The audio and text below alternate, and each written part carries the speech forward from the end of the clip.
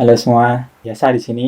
Jadi sekarang aku mau nyeritain dikit. Sebenarnya 3 poin agar kamu bisa menentukan kamu itu cocok apa enggak kerja freelance. Sebelum masuk ke situ, aku mau cerita kalau freelance itu banyak jenisnya. Enggak cuma kerja desain, enggak cuma kerja bikin website, enggak cuma kerja yang berhubungan dengan seni atau tulis-menulis. Banyak banget. Jadi freelance adalah pekerjaan yang kamu tentukan sendiri jenis pekerjaannya yang dilakukan secara remote atau secara online. Maka dari itu kerja freelance ini sangat cocok atau nggak cocok tergantung pada orangnya. Dimulai dari jam kerja, jenis pekerjaan, biayanya, semuanya itu tergantung pada dirimu sendiri. Karena freelance ini akhir-akhir ini juga lagi booming karena ya emang kondisi kita yang seperti ini. Jadi aku rasa sangat dibutuhkan untuk ada video seperti ini untuk memberikan insight untuk teman-teman apakah freelance ini cocok untuk teman-teman lakukan atau enggak gitu.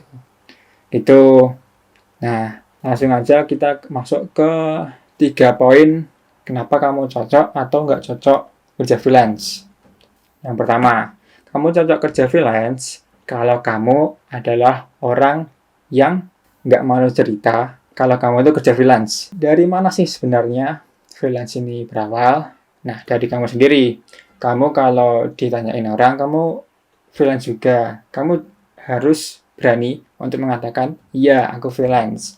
Karena dari situ juga kamu bisa mendapatkan kesempatan untuk mendapatkan klien atau mendapatkan referral dari orang yang kamu ceritakan kalau kamu itu kerja freelance juga.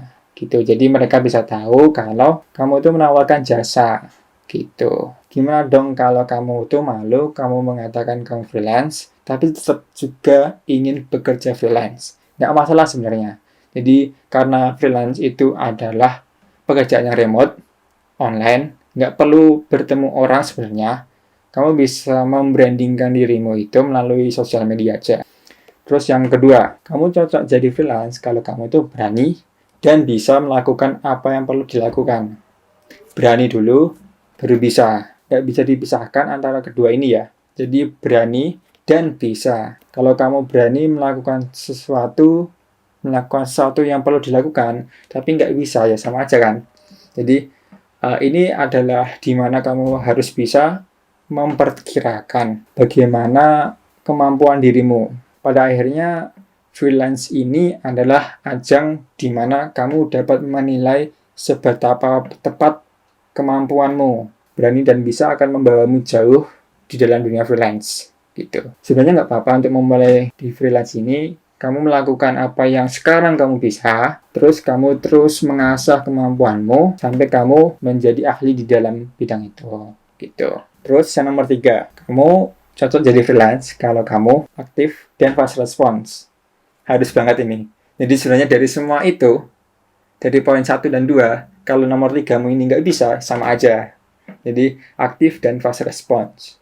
Kalau kamu nggak aktif, kalau kamu nggak fast response, gimana kamu mau menghandle klienmu? Nah, di sini pentingnya kamu harus stay in touch dengan dunia maya. Jadi, kamu harus bisa mengalokasikan waktumu di dunia maya dan membaginya sebaik mungkin. Jadi, bagaimana kamu bisa memanage waktumu di dunia maya dan lain-lain. Intinya, semua yang mendukungmu untuk membuatmu menjadi aktif dan fast response, lakukanlah. Kayak misalnya punya HP bagus, punya laptop bagus, itu privilege dan leverage-mu. Jadi kelebihanmu daripada orang lain. Contoh kalau orangnya itu mempunyai HP yang lemot, yang storage-nya full, otomatis pertama hambatannya adalah notifikasi yang akan diterima juga akan terhambat. Notifikasi yang seharusnya kamu dapatkan ternyata tidak muncul. Nah, itu terkadang adalah hambatan yang dipunyai oleh orang yang mempunyai keterbatasan itu. Walaupun sebenarnya ada cara untuk mengatasinya. Kayak misalnya kamu harus mengorbankan misal beberapa aplikasimu yang sering kamu pakai, yang ternyata terlalu berat, kamu hapus. Intinya, apa yang bisa membuatmu itu aktif dan fast response, lakukanlah. Terus, dari 3 itu, kalau kamu cocok semua, sesuai sama kamu, oke lah, terjang aja jadi freelance. Itu hal yang menurutku perlu dilakukan untuk kondisi sekarang ini.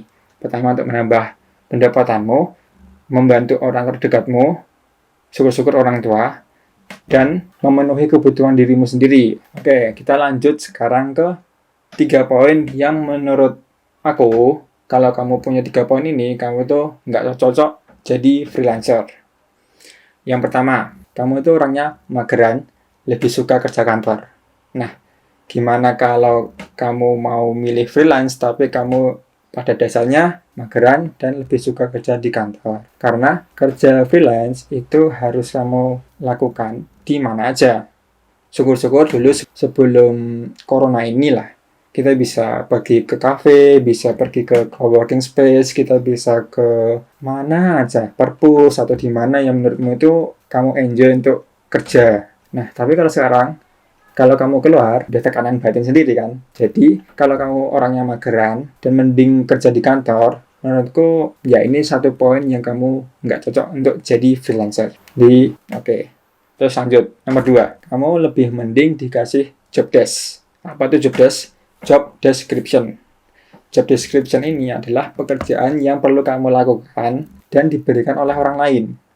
Atasanmu lah, temanmu lah, atau orang lainnya. Jadi, kamu nggak bakal bisa jadi freelancer kalau kamu mending dikasih job desk.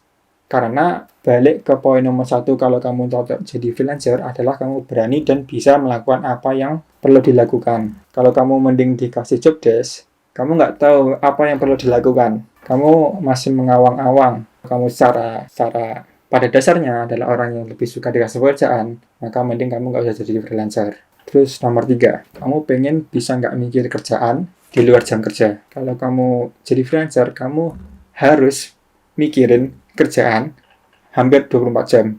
Bangun tidur, sebelum tidur, terus bahkan sampai kamu lagi punya quality time pun, kamu nggak bisa lepaskan dirimu itu dari pekerjaan. Kamu harus mikirin kerjaanmu, freelance.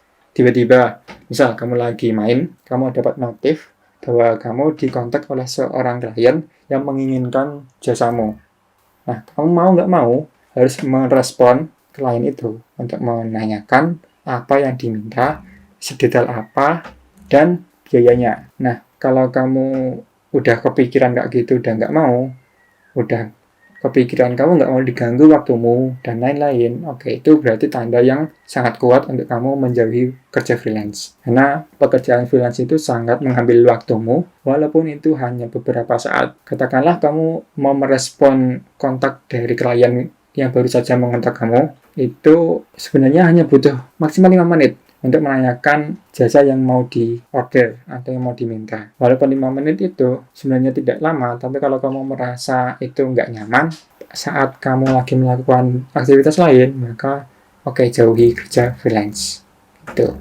Jadi 3 alasan kamu cocok dan 3 alasan kamu nggak cocok jadi freelance itu menurutku udah mencakup semua pro dan kontra pekerjaan seorang freelancer ya. Jadi freelance itu sebenarnya semakin bervarian pekerjaannya karena pekerjaan di dunia maya ini, di online, di daring ini semakin banyak yang dibutuhkan, banyak sekali. Jadi mungkin kamu bisa cari-cari apa aja yang bisa kamu lakukan secara freelance, atau mungkin setelah kamu mendengarkan video ini, menonton video ini, kamu ternyata nggak cocok nih kerja freelance. Nggak apa-apa, karena pekerjaan itu banyak, pekerjaan itu kamu yang menentukan, jadi bangunlah pekerjaanmu di sekitar kehidupanmu. Jangan terbalik. Jangan membangun kehidupanmu di sekitar pekerjaanmu. Jangan ya.